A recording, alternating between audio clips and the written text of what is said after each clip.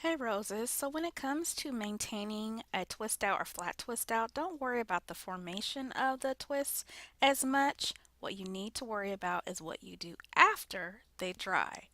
So you can use a satin bonnet like I have here, or you can do what I did last night, and that is just put it up in a pineapple and sleep on a satin or silk pillowcase. So this is actually day two, and I slept on my pillowcase. What you always want to do before you touch your hair is make sure you put an oil on your fingertips, and that will help cut down on some of the frizz.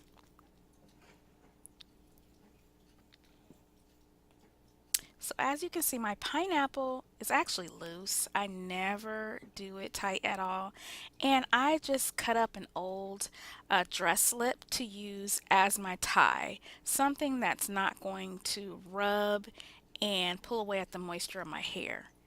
Then as you can see here, I am starting to separate the curls from the roots using my fingertips.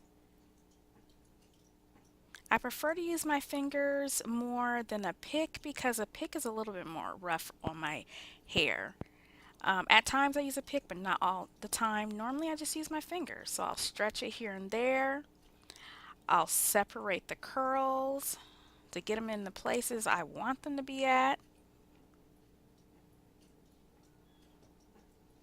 And I'm showing this at normal speed so you can see how fast I normally do it.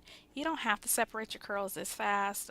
This is just what I do because I don't mind frizz personally.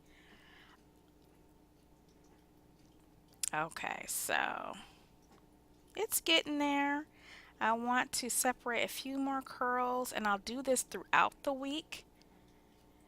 I normally style my hair on wash day, let it dry, take it down the next day, and I do not restyle during the week.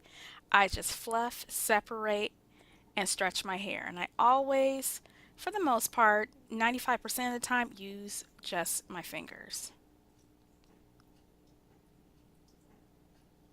Throughout the week, of course, your fro will stretch, get a lot more fuller, thanks to humidity or frizz.